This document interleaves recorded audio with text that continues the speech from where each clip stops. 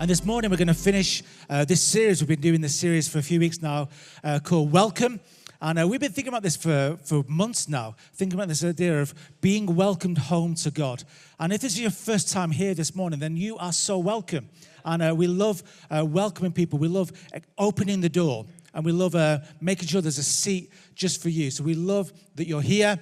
And we love that you're part of our community. So a massive welcome to each one of you.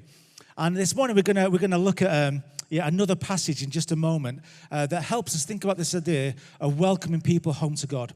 And here's the reality, is that right now people are coming to know Jesus all over the planet, all over the world. People are coming to know God. Despite what you hear, despite what you see, the truth, the reality is that people are coming home to God. When we talk about welcoming people home to God, what we mean is people becoming Christians. Just to make that really clear, when we say welcoming people home to God, we mean people giving their lives to Jesus, surrendering their lives to Jesus, becoming a follower of Jesus, becoming a Christian. That's what we're passionate about here at Life Church. And this is happening all over the world. More people are becoming Christians today than at any other point in human history. And we don't always feel that or see that, maybe because of the communities that we live in or the nation that we live in. But the reality is that's what's happening right now. The global church is particularly growing in Africa and Asia, which is really exciting. But here in East Lancashire, we are seeing people come to know Jesus. That's what's happening in our community. We've mentioned baptisms, and next Sunday is our baptism service, and it's going to be really exciting. I'm really excited because I've heard everyone's stories. I've got to know the people. Last Sunday we gathered for those getting baptized, and we gathered to begin to prepare them for baptism. One of the things that really hit me about the room, about 7 people in the room, they were all in their 20s or 30s. Listen to, that can have an applause. That's good. Young adults, which is great. I heard, on the video, young adults, 20s to 30s-ish. I thought, he's 43, 30-ish. It's not, is it? But last week in our baptism info session, everyone in the room was in the 20s and 30s. And if you're older than 30, you can get baptized. That's okay. If you're younger than 20, if you're in the yellow room right now, you can get baptized. But here's what was really exciting to me last week. The 7 people in the room were all in their 20s and 30s. God is moving. People are coming to faith. People are coming home to Jesus. We just finished the Alpha course here at Life Church. And can we give it up for all of our Alpha table leaders, our Alpha kitchen team, all of our Alpha volunteers? Thank you so much. We've had another great year on Alpha. Alpha on a Monday night at Life Church has just finished. I talked to some of the kitchen team before and said, what are we going to do tomorrow night? What we're going to eat tomorrow night was the Life Women Curry. So if you're a woman, you can go to Life Women Curry. And then the week after, all the men can go to Life Men Curry. But we've had an amazing 10 weeks, and we've seen people come home to God. We've seen people give their lives to Jesus. And Alpha at Downtown on a Tuesday, that's continuing. We've got a couple more weeks at Downtown, and that's been amazing as well. That group has stayed together for 10 weeks. We've got 2 more weeks at Alpha at Downtown. And again, we're seeing people come to know Jesus at Downtown who are looking to get baptized. And another part of our church community where we're seeing salvation is through Life Recovery. And the Life Recovery group, I'm constantly inspired and blown away and amazed by what God is doing in and through our recovery community. Michael and Jane, give us a wave. Michael, I can't see Jane. Is she nearby? Oh, there's Jane. Michael and Jane, who lead our Life Recovery group, and Michael's put together this great booklet that tells a story of people that have come home to Jesus, people that maybe were struggling, not maybe were struggling, we're really struggling, people that have found hope, found freedom from addiction, but also found hope in Jesus and found home in the local church. Some of the people in this booklet, they're from this church community, they're in this room, and they're sharing their story.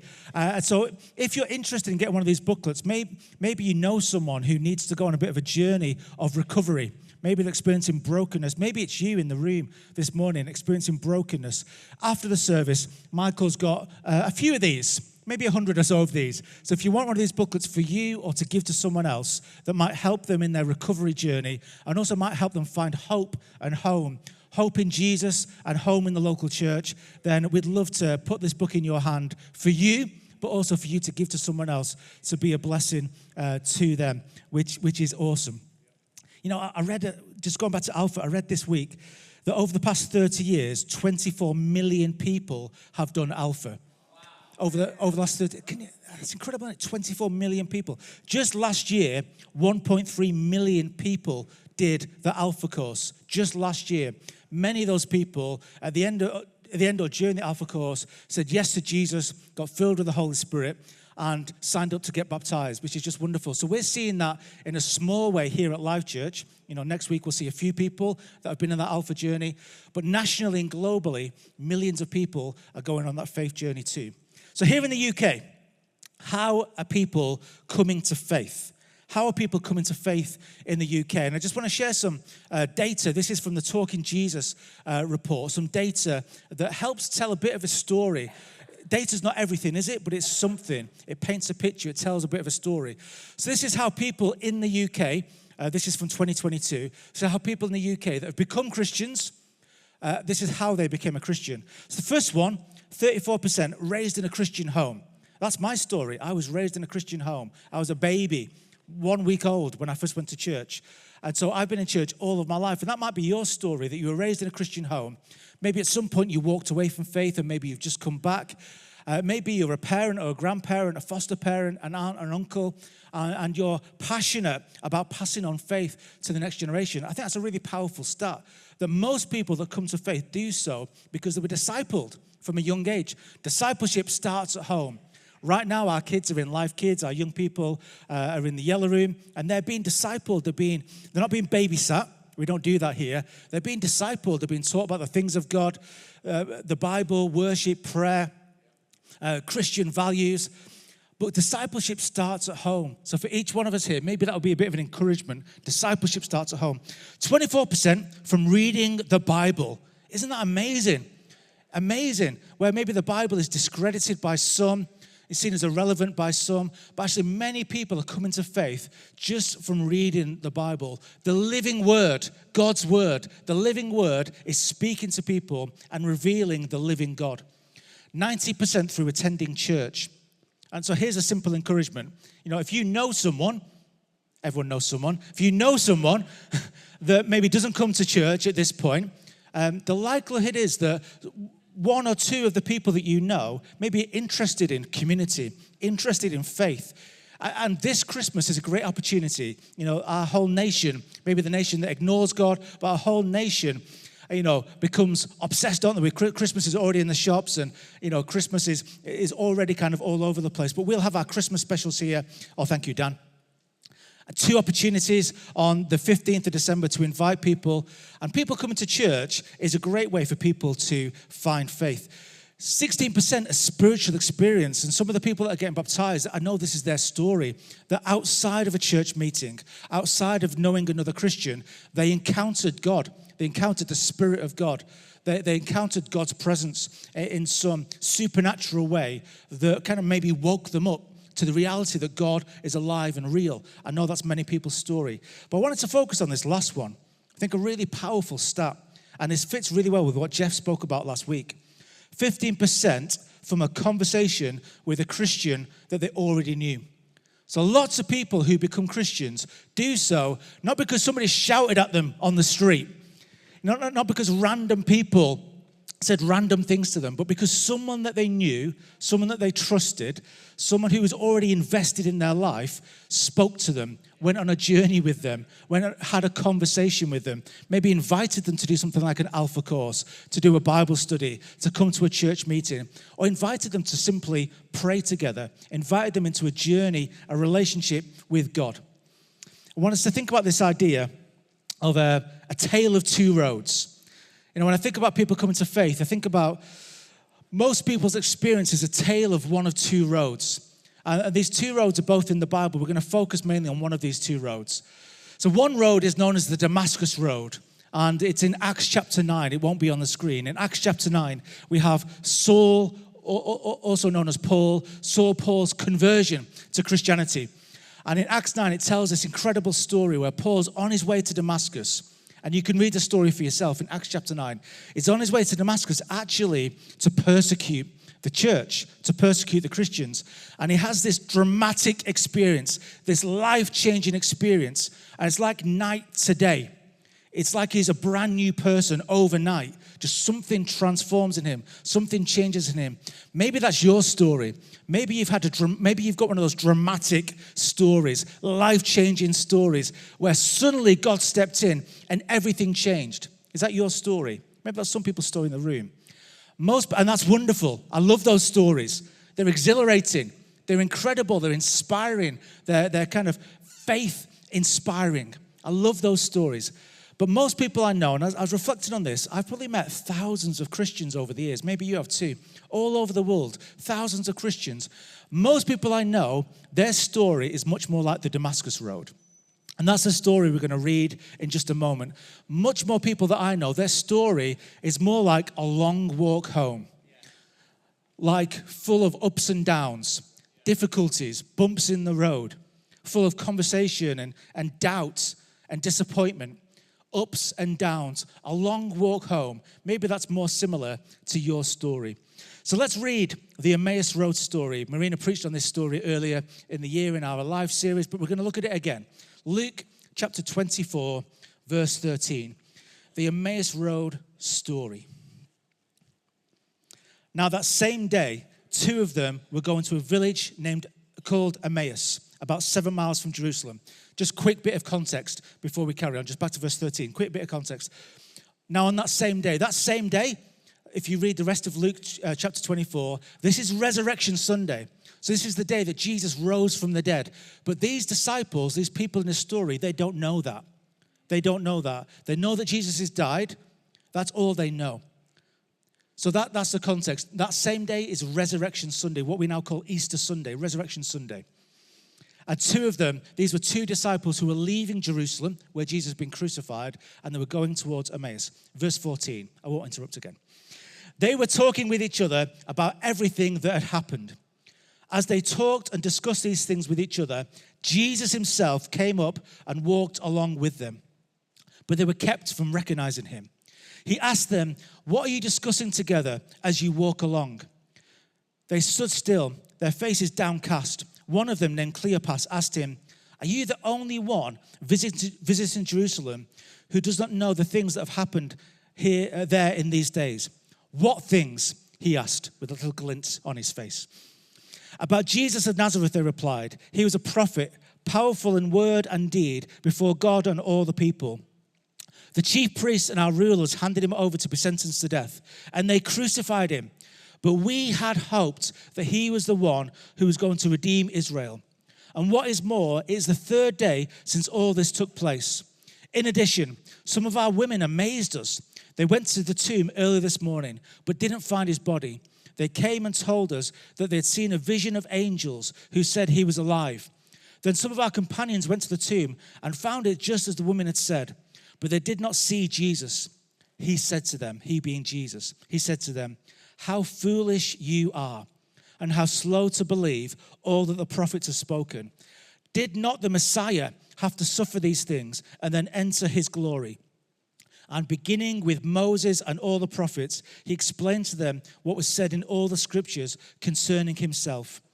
As he approached the village to which they were going, Jesus continued on as if he were going farther. But they urged him strongly, "Stay with us, for it's nearly evening. The day is almost over." So he went in to stay with them. When he was sat at the table with them, he took bread, gave thanks, broke it, and began to give it to them. Then their eyes were opened, and they recognized him, and he disappeared from their sight. They asked each other, "Were not our hearts burning within us while he talked with us on the road and opened the scriptures to us?" They got up and returned at once to Jerusalem. There they found the 11 and those with them assembled together, saying, "It's true, the Lord has risen and appeared to Simon." Then the two told what had happened on the way and how Jesus was recognized by them when he broke the bread. I love this story so much. The long walk home. That's what we're thinking about this morning, that for so many people, it's maybe not a dramatic, shining light experience, but maybe it's a conversation. Maybe it's more like a journey with ups and downs. Maybe it's more like a long walk home. So, what can the Emmaus the Emmaus Road story tell us about coming home to God, about welcoming people home to God? I've got 3 things for us this morning. Here's the first thing. And I think this is a truth that all of us recognize. Sometimes the journey is hard. Is that anyone's experience? Sometimes the journey is hard. Even in this story, how does a story begin? The story begins with disappointment. Right at the beginning of the story, we've got these 2 disciples. They're leaving Jerusalem where Jesus has been crucified. All hope seems to have been lost. Verse 21, it won't be on the screen, but verse 21 says this: we had hoped. We had hoped. Oh, wow. That's maybe painful for some of us right now. We had hoped. We had hoped that Jesus was the one, but he was crucified. It's Resurrection Sunday, but they don't know yet. They don't know that Jesus is alive. We had hoped that he was the one. Maybe you're living at the moment with a sense of a lack of hope, a disappointment. That's where the story starts. Sometimes the journey is hard. Sometimes there's disappointment. Sometimes there's questions and doubts. Again, this is where Alpha's been so good. Every week, the questions have been brilliant. Even as there's one guy in our Alpha course that I won't point out, but sometimes at 2 minutes to 9, we finish at 9 o'clock. Sometimes at 2 minutes to 9, that's the biggest and the best questions. And we're like, couldn't we answer this question half an hour earlier? Could we do that? But every week we then come back to these massive questions. Even on our final week, after 10 weeks together, on our final week, we had brilliant questions that were being asked. And I wanted to encourage everyone that did Alpha this year, never stop asking questions. Never stop being curious. Never stop going on that journey of discovery. Sometimes the journey is hard. I want to tell a little story. This might be a frivolous story for some of the hard times that you're going through. But as a family, me and Brian and our 2 wonderful children, for years and years and years, we were saving up for the dream journey, the dream holiday to Disney. That was the dream. From a very young age, when the girls were a very young age, we were saving up. And when we had very little money, just putting a little bit of money in the account every month just to say, one day we'll take our girls to Disney. And the plan was to go in 2020. And if you know anything about 2020, 2020 was a different kind of year. So the plan was to go in 2020, and then the plan changed. Should we just say that? That's enough, isn't it? That's enough about 2020. The plan changed. And so for us, there was this sense of, we've saved up for this, and will we ever go again? Do you remember those days thinking, will we ever get on a plane again? Will we ever leave our house again? Will we ever get on a plane again? Will we ever get there? We've saved up for years, and we kind of dreamt about this journey together. But we did it. We got there. We got to America. We had to wear masks on the plane, but we got to America. And we arrived in Melbourne, Florida, which I was a bit like, Melbourne's in Australia. But okay, Melbourne, Florida. We arrived at a small airport, not the big airport, Orlando, but this small airport, Melbourne, Florida. And our plan was to get an Uber from the airport to where we were staying, about an hour and a half away from the airport. But the Uber app didn't work, did it? The Uber app didn't work for whatever reason. And so we began to look for a cab that we could just get in the moment, and we asked a few taxi drivers, and they were charging us way more than we'd pay for the Uber. And there was one taxi that I think he even said on the side of the taxi, like, he'll charge you whatever the cheapest quote is, or something like that. So we thought, okay, let's ask this guy. And we said, this is what the Uber was going to cost. Can we pay this? Is that okay? And he said yes. So we thought, amazing. Answer to prayer. We get in the taxi. We begin the journey. I don't know about you. I love Americans. Until you start talking to them. No, not really. No, not really. I love Americans. Any Americans in the room, you're awesome. We love Americans. And America's brilliant, and we loved it. We had a great time. But we started talking to this guy, and there's loads of American-British banter. Do you guys know the Queen? This was before the Queen passed away. Do you guys know the Queen? No. Do you know Trump? We didn't talk about Trump very much.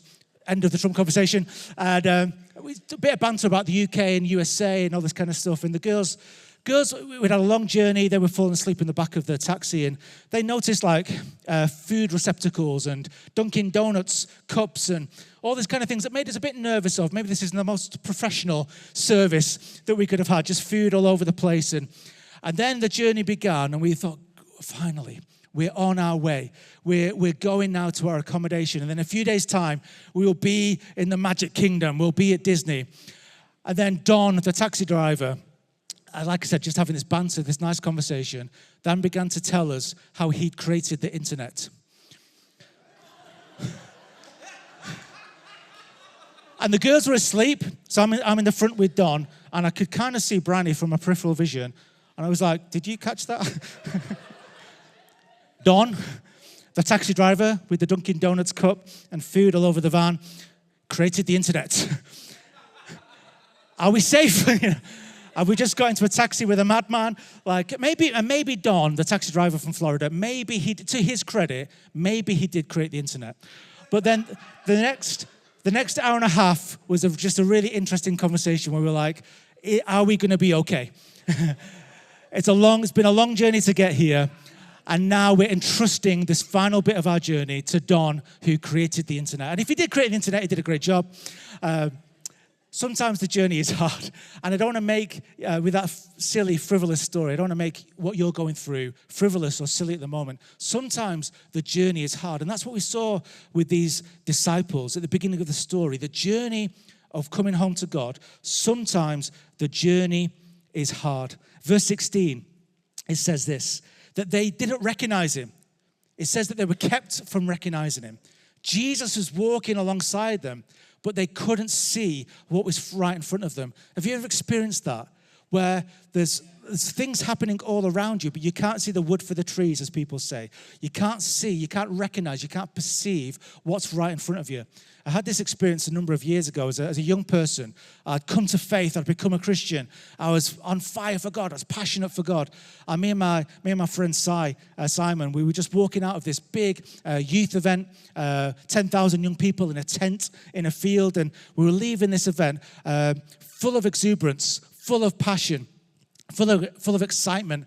And as we were walking and talking about everything that we'd experienced and were experiencing, I saw this shooting star flash across the sky, this shooting star. I was like, wow, I've never seen a shooting star before. I don't know if you've seen a shooting star. Never seen one before. And then all of a sudden, there's one right in front of me.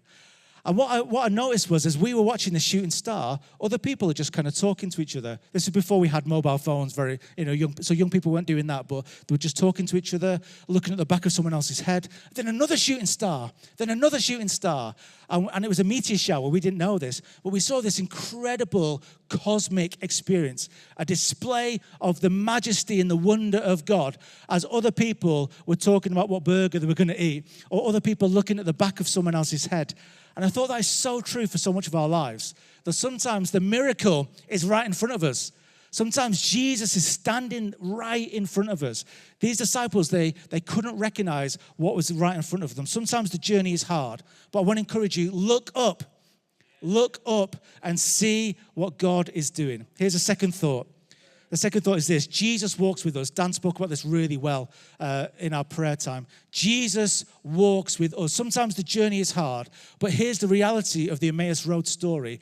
Jesus walks with us. Jesus walks with us. He talks with us. He listens to us.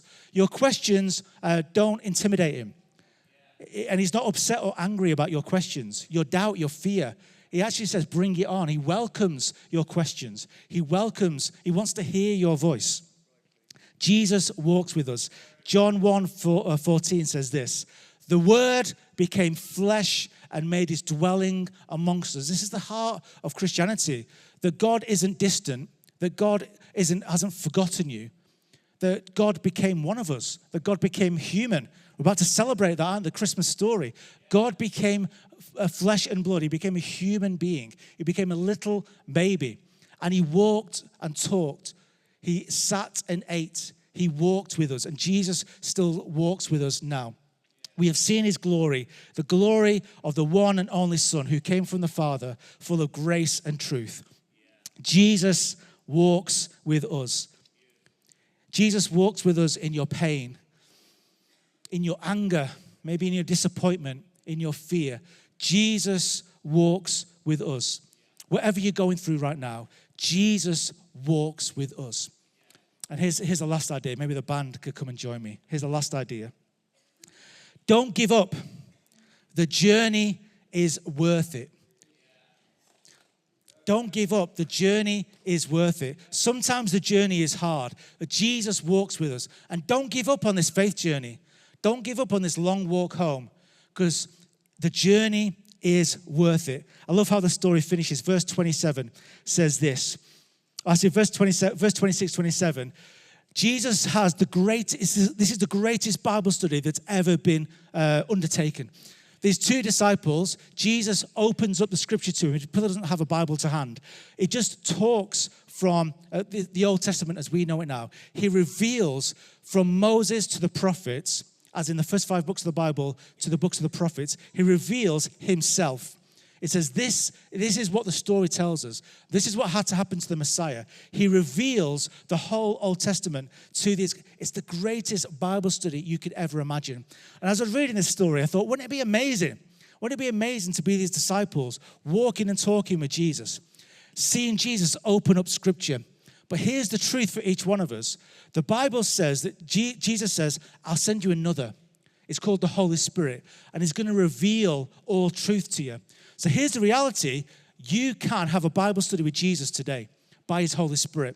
So next time you open the Bible, if you ever open the Bible and go, I don't know what that means. I don't know what to do with this. Here's just a really simple little bit of wisdom. Next time you want to open the Word of God, next time you want to open the Bible, before you open it, pray, Holy Spirit, lead me to truth.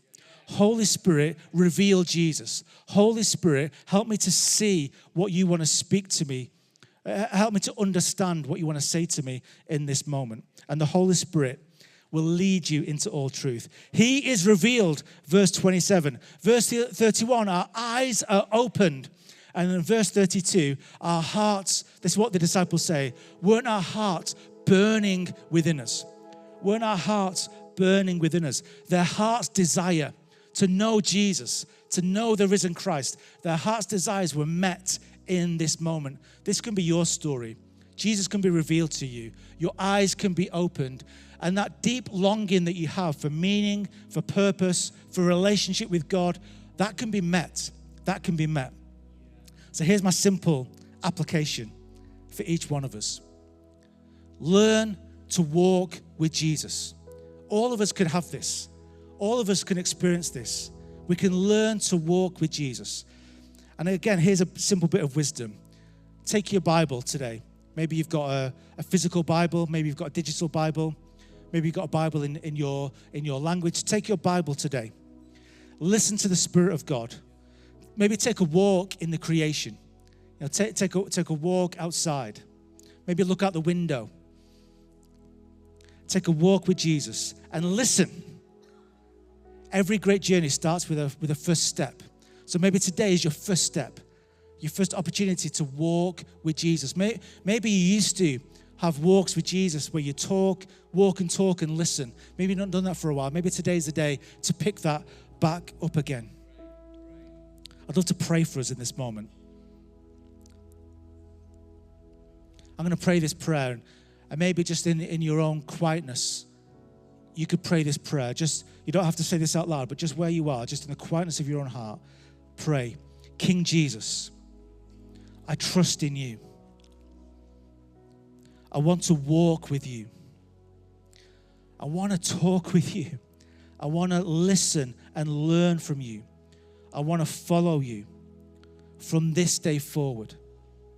Amen. Let's learn to walk with Jesus.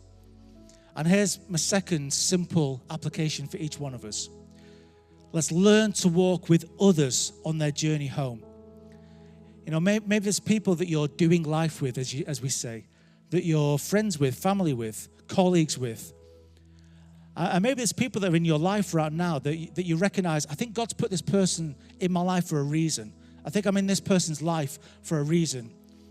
We happen to work at the same place, or we happen to live on the same street. But maybe you've got the sense of, I really think God's put this person in my life. I really think God's put me in their life for a reason. And maybe some of us have been desperate to get that person to some kind of finish line.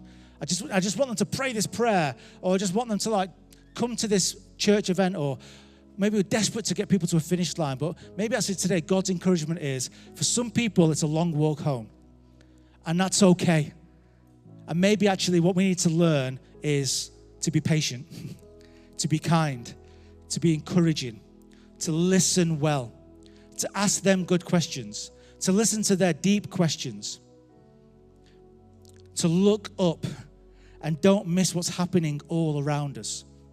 To not just look at the back of someone else's head, but to look up and see the wonder of what God is doing all around us. And to help that person, to take that long walk with that person.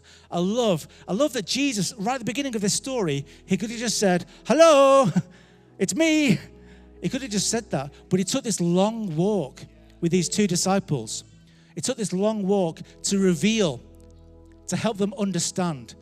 And maybe there's people that God's put in your life, or maybe people that you're in their life, to take them on that long walk home. And it'll be worth it. Don't give up. It'll be worth it. Don't give up. See the glory all around you. So here's my final prayer. My final prayer.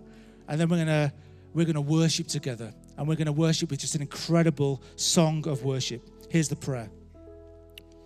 Lord Jesus, I pray that you would help us to help others on their journey home.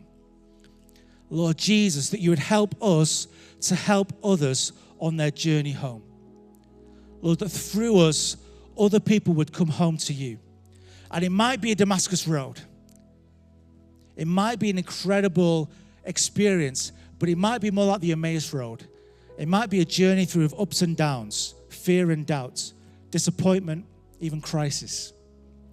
But it'll be worth it when those people's hearts burn within them, when their eyes are opened, and when you are revealed.